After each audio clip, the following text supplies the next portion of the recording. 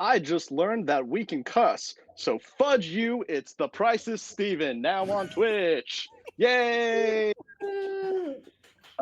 As you know, this is the game by Stephen Koo about Stephen Koo. And today with me, I've got three very special guests.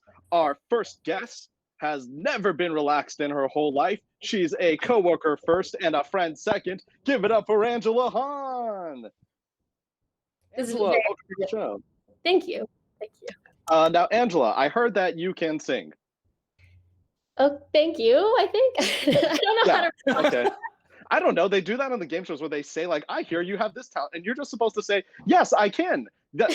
You ruined this bit. We had like a little bit that we were going to do. I ruined a lot of things, You Steven. ruined it. Okay. Okay. It's par for the course. All right. Well, my next guest, thank you very much, is enthusiastic, an attorney, and he is a pinball enthusiast.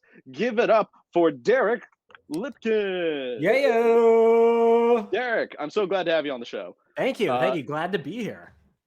Some of you may know Derek as one of the Super Trash Bros who goes under the name, I forgot it already. Was it Fresh Poetic?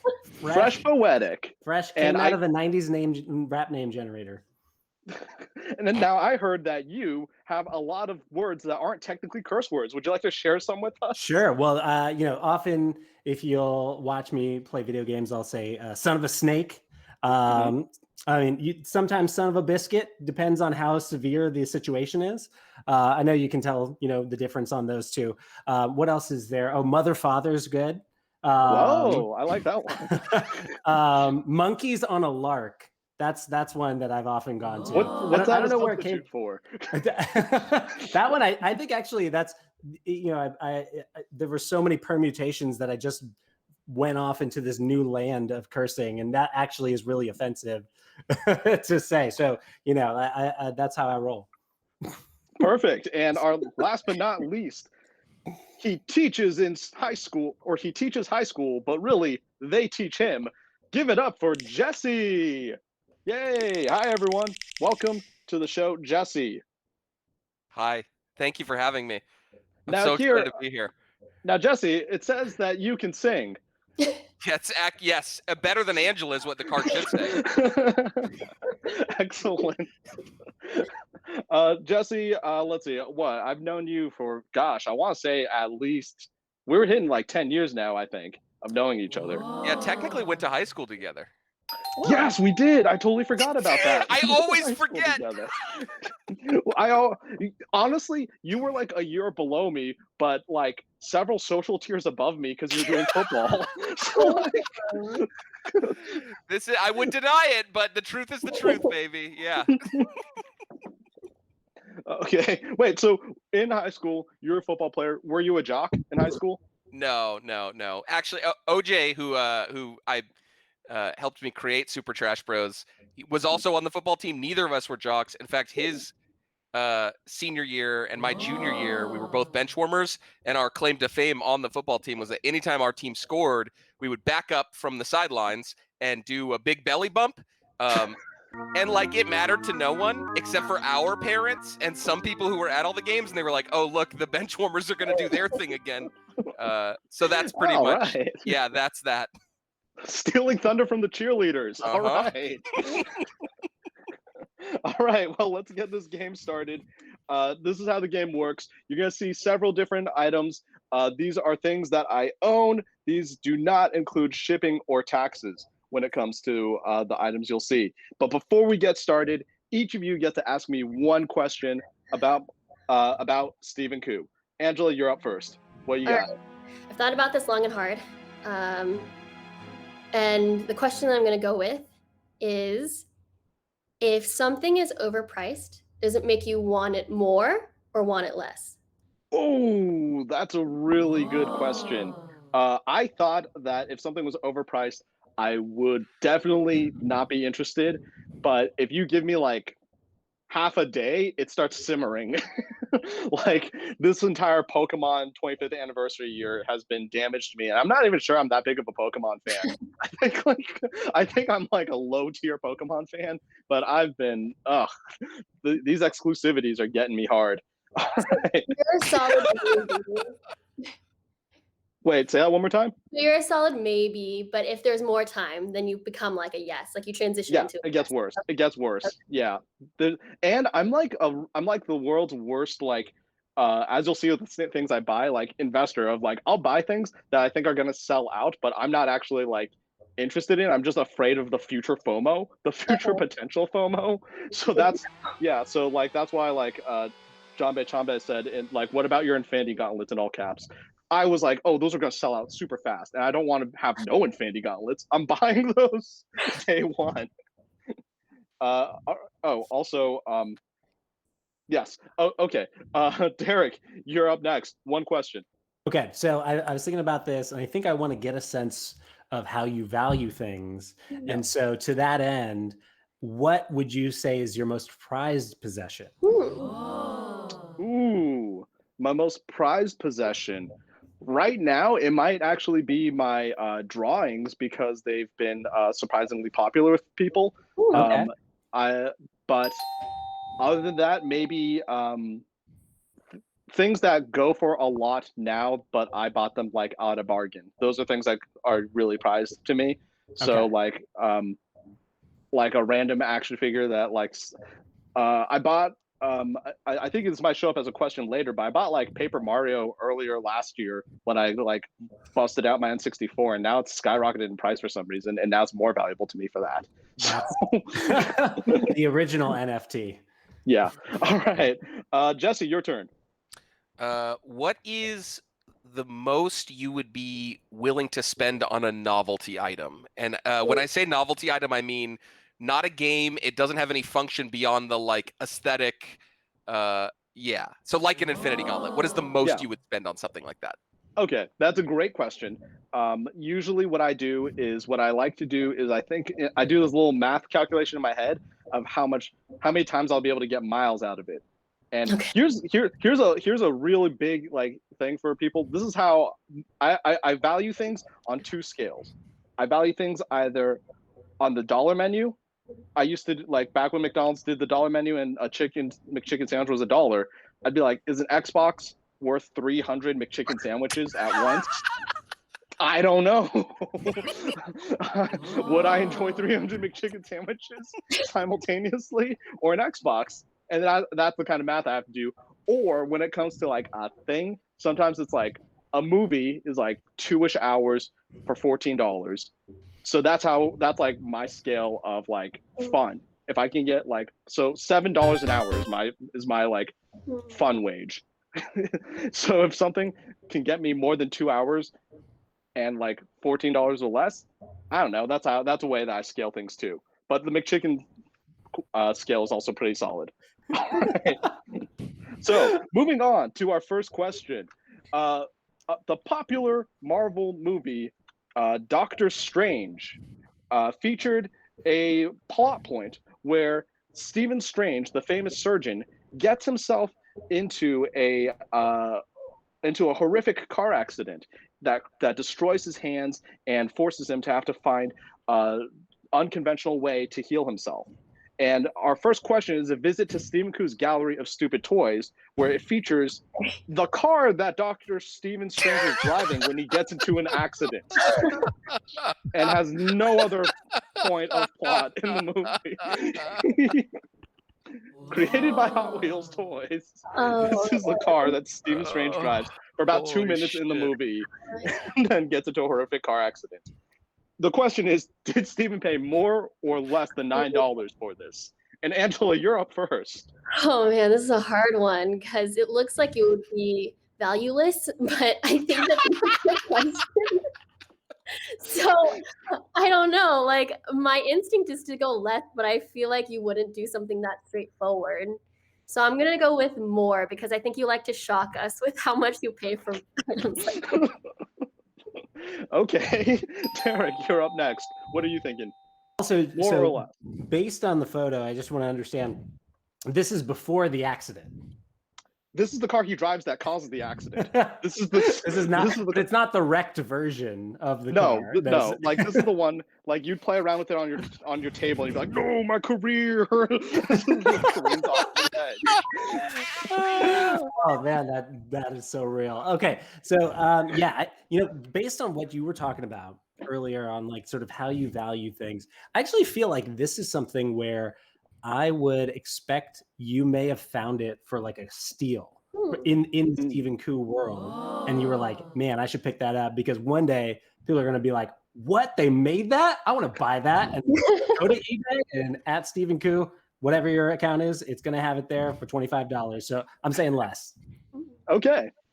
Jesse, what are you thinking here? More or less than $9? This is tough because okay, so I like Derek's logic a lot, and I can't tell if what I'm about to say supports it or counters it. But two things I notice about this image, and they're connected. It's not a Hot Wheels. It's a Hot Wheels Premium. If you can see under the stream on the stream, I don't know if you can see that, but right under Hot Wheels, there's a small logo that says Premium, and to go with that. To the left of the itself, and I was going to ask this question, but it's answered in the packaging. It is metal, which not all Hot Wheels are metal. So that's like the die cast is a much better quality toy. But I think that Derek's logic still holds firm that this is something that was maybe priced at like $10 because it's a premium and because it was metal. Ben, the stream got weird on all the screens. Sorry, but go ahead. Go ahead, Jesse. So I shit. All right, we're back. I'm gonna say it's valued less than, but it's valued more than 9, but you paid less than 9. Okay. And a majority of the chat looks like is going with more. The answer is I paid $14 at the Facebook Marketplace. God damn it! Wait, so this wasn't even at retail. You paid. Wasn't even in a store. It was my friend texted me, "Hey, this showed up in Facebook Marketplace, and I can't think of anyone who would be interested in this other than you. Should I pick it up?" And I was like, "Yes, get it now, immediately, before someone else gets on it." Oh my God damn it! Did you ever open it, or is it still like in No, it's hanging on the wall. Oh, right. If I open it, Angela, it's literally just a car. Like no one will get what it is. I have to keep it in the packaging for the context of what this is. It doesn't have his logo on the fucking door. It doesn't say Doctor Strange's car. Steven, I hope that if and when you finally get Fast Fangs made, this is the first licensing deal you're going to do as Hot Wheels. I will absolutely try to make my vampire screenplay about street racers get a tie-in with Hot Wheels, but then I know we'll end up with whichever does Hot Wheels even have any shoddy competitors? What are the Mega Blocks of Hot Wheels? I mean, there was Matchbox. Machines? Oh, Matchbox, yeah. Oh, yeah. But Matchbox, there it is. Okay. Yeah.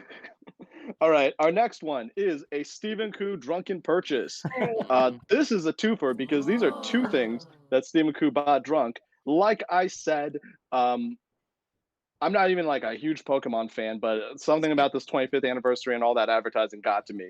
Now, the thing about it is that there's official Pokemon merchandise and there's a lot of fan-made unofficial Pokemon merchandise. So what we've got here is actually a clash between the two. What you see on your left is an Intern Pikachu plush doll from the Pokemon Center official website. And then what you see on the right is a set of 8 gym badge pins that are made out of metal that are made by a fan and are unofficial licensed gym badges for the first Pokemon game. The question I have now is, which of these do you think cost more? Intern Pikachu, official, or unofficial gym badges? And Jesse, you're up first. Okay, I'm glad you said unofficial. I think that when I remember being in the Nintendo New York store, those plushies can be mad expensive. It can be like $25 or $30 for a little regular plushie. The fact that this is Intern Pikachu to me inflates the value to an unimaginable height. I feel like this you paid $40 for this Intern Pikachu Yeah. minimum. I'm going Pikachu costs more. All right, Derek, what are you thinking here? Oh gosh, I like that pitch for why Intern Pikachu would be more. So I think about enamel pins. I'm a big enamel pin collector, and I'd say the going rate for any particular enamel pin probably like $8, maybe 10 if it's like a high quality one. And then I'm thinking, okay, so let's say we average like if it was $10 per $80, I'm doubting that set costs $80. And so I'm like, okay, if we're maybe knocking it down a little bit, this person is proud of their work. They're not just going to be selling it for willy-nilly. Maybe they bump it down to like 60 or 50. Do I think that Nintendo would price this product more than that? I mean, possibly. Oh gosh, it's tough. I'm going pins. Going pins. All right, Angela, what are you thinking? I'm thinking Intern Pikachu, kind of like what Jesse was saying, and like look at all the accessories he has, like a little tie. He has a briefcase with a Pokeball on it. He has glasses. Like I didn't know Pikachu needs glasses. Like I feel like all these little details, make it worth so much more. So even though I think it looks cheaper than the pins, I think it's the Intern Pikachu is more expensive. I just want to point out that I feel like Nintendo has a really optimistic idea of what an intern looks like, or intern culture in Japan is just completely different from what we've got here. Like, Intern Pikachu should be a T-shirt and a coffee cup, right? Like a tray of coffee cups. He should look worse than normal Pikachu. Right? Like hungrier than normal Pikachu and worried about next month's rent. Bags under his eyes, yeah. Just a piece of paper asking for a signature to get the credit. Yeah. Please. Right?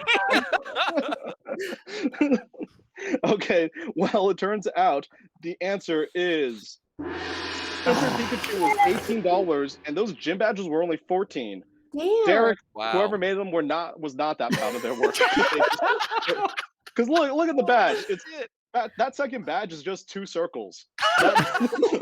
One of those badges is just a heart. I think that person's undervaluing their labor. Yeah. I like that you guys thought that I was willing to pay over $50 for a Pikachu with glasses. I'm shocked that it was under 30. Honestly. Yeah. Honestly, me too. All right. Moving on to our next question. And this category is, wow, we've got a double Stephen Koo Drunken purchase today. Pokemon has been on Stephen Koo's mind, and I mentioned earlier that I bought a Paper Mario for N64. It's because I recently got an N64 over December. Ding. And now I wanted to supplement it with more games, so I bought Pokemon Snap for N64. This price, however, that you see in front of you is wrong. One of these digits is incorrect, and you need to tell me which one it is. The 2, the 3, the first 0, or the second 0. Oh. Angela, you're up first. Oh no, I don't want to go first. Oh my god, I'm torn between the 3 and the first 0 because I feel like that's something you would do, Steven. Like you just choose one of the random zeros and make that the wrong number just to mess with us. But oh my god, you know what? I'm gonna go with the 3 because I feel like the range on that is lower and it seems like the least obvious choice because you're still within the $20 range, and I feel like you would do something like that. I like that your reasoning is how much would I trick you versus how much you think this item's worth. You're not taking into account at all how much you think Pokemon Snap goes for right now. All right, Derek, you're up. All right, so I do like that. Like Angela, I think you're onto something there, or at least I like the way you laid that out. The one thing about it is I know Pokemon, like you said, Pokemon's hot, and Pokemon Snap in particular, one of, I think, the most loved N64 games. Like I think it's longevity owing to the fact that they're making a new one, new Nintendo Snap, or I'm sorry, new Pokemon Snap. I gotta believe that counts for something, and I gotta think that means it's pushing the price above the 20s. So I'm gonna say 2. All right. And to address some of the questions in the chat, Oh, Reed 2, thank you for following. But Green Lantern, I do have Pokemon Stadium, but you have to connect a copy of like Pokemon Red, Blue, or Yellow, the original Game Boy cartridges to it, and I don't have those, so that game's useless to me. And Simple D said that this feels like a sober purchase. I guarantee you, none of the N64 games that I've bought have been bought sober in 2020 or 2021. All right. Jesse, you're up next. What are you Okay. thinking here? Can I? Okay, so did you say where you got this? Was this an eBay purchase? You know what? I will tell you this was an eBay purchase. Okay, so here's what I think. I like my chances on the double zeros because I see I'm no stranger to the electronic bay in terms of purchasing especially like nostalgia items, and I know a lot of times you just like place that max bid, or you're just trying to outbid someone, or it has a funky ass buy it now. I agree with Derek about thinking that it's more than 23, but I also thought that fucking intern was going to cost $50 and it cost 18. So I think that what we all need to do, not to give tips to my competitors, but is account for the fact that Steven is above all else a deal finder. Fair. I'm gonna go with the first zero. That's what I think. I mean, that's a really, really solid point, Jesse. But the question is Drunk Steven a deal finder? Or is Drunk Steven Fair. constantly undoing the work of Sober Steven? And Sober Steven has to find deals to justify what Drunk Steven's done. All right. Well, the answer is actually $20 on the button. Oh, wow. Angela, you actually got that one correct. That was. Thank you. I'm getting inside your mind, Steven. I'm in there. Looking around, reading around. Oh. All right, Angela, you get to enter the final round, which means that you are in the running for a special Stephen Koo prize. I want a special Stephen Koo prize. All right. Well, we play the same game every time for the finals round. Stephen Koo's 32. I'm going to have to change that slide in a month. He lives alone, but does he own it? Now, this is an object that may have some use. I don't know how useful it is in a millennial world, but the fact of the matter is, people have tried, but I don't think you can make a good app for it. This is a thing that, I think it might be reasonable for an adult to own.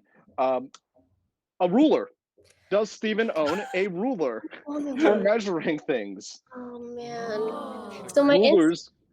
And Derek and Jesse, feel free to chime in to help Angela or throw her off. Yeah, I would rather sabotage her, honestly. Yeah. Thanks, Jesse. I appreciate that. My first instinct is to say no, but really, let me think about this because there's a lot on the line. I want whatever's in that envelope. Let's see. I feel like you wouldn't, but you also make a lot of stuff. But I also have the feeling that you might not measure things. I made an Iron Man costume out of cardboard, and you think I designed all this? Does a measuring tape count as a ruler? No, just I'm talking about just a ruler here, not measuring straight tape. Edge. Right, straight edge. Okay.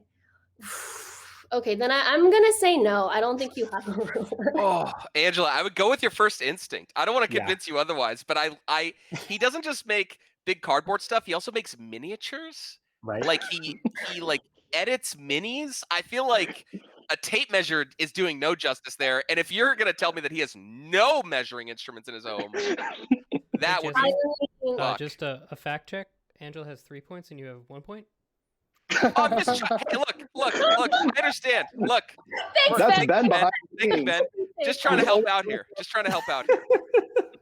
I feel like from your point of view, Steven, if you have a measuring tape, which I guess is an assumption I'm making right now, I don't think you would also get a ruler because you'd be like, well, it serves double purpose, like it's good enough. So I feel like you just don't have a ruler, and or I could see you using like the ruler on like Microsoft Word or like an app for it. Like I can see you doing You think I've tried using those apps. I don't think that works. Like I like the idea that you said like I could like pull up my ruler on my laptop and hold it next to something. You know? I feel like I see you doing that more. Like that's more likely than you going to Amazon like buying a ruler. So I'm gonna say no. You don't have. He's a trying ruler. to conserve resources to get those Yeah. further interns. Yeah, Derek, exactly. Derek, just for fun, what do you think? The answer is for this. I'm going to say yes. I trust that. I don't think that you get to be a printed Hot Topic artist without having a fealty to measurement. That's Hot Topic. They're the counterculture group. So you think they stick to the laws of the imperial metric system? Whatever.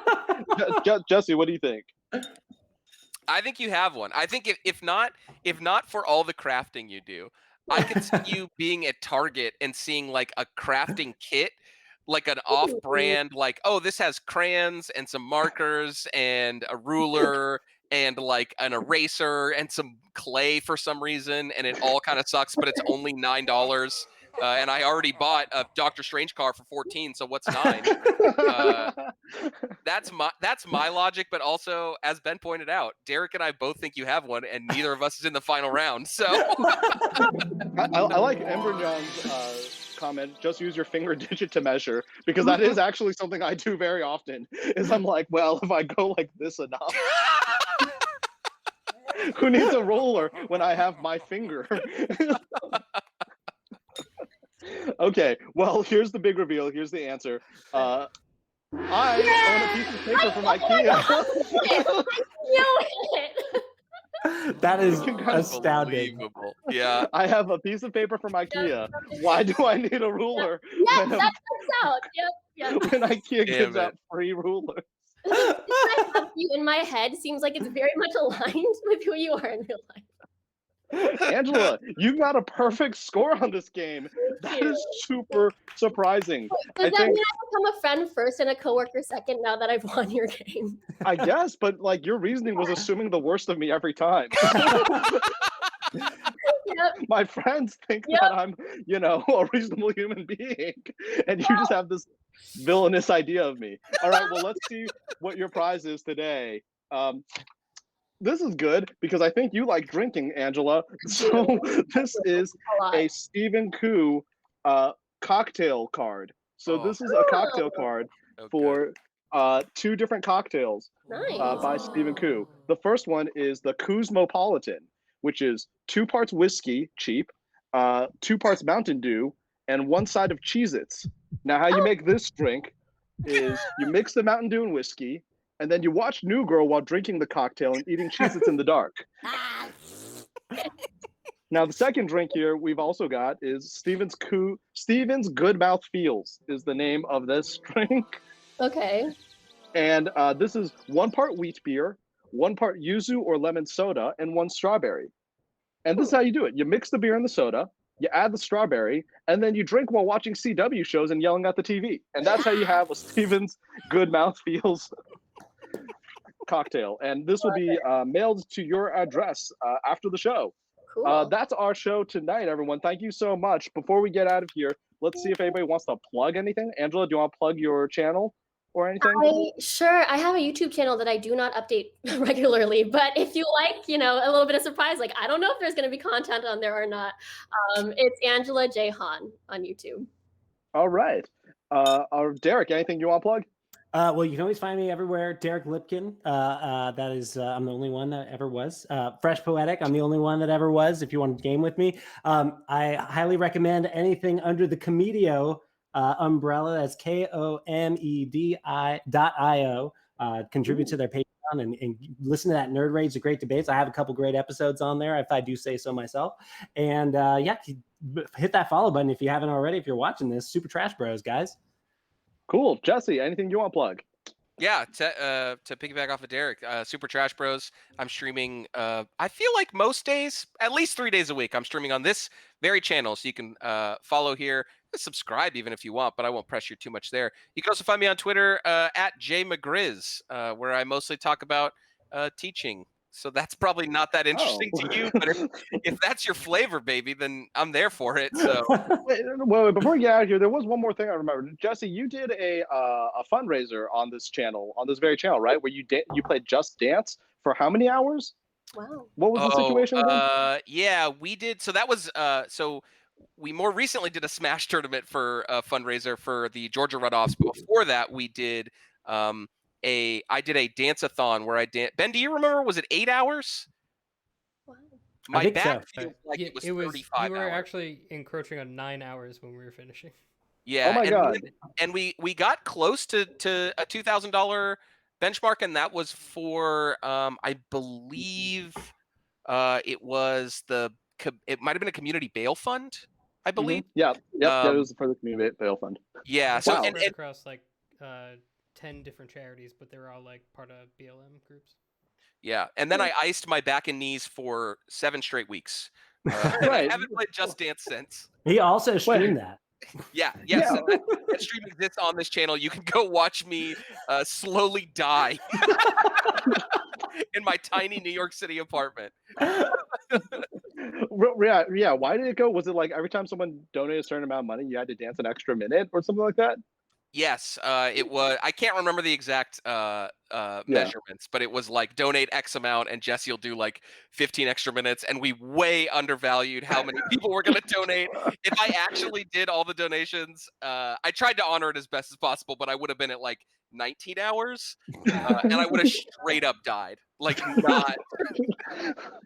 It would have been bad.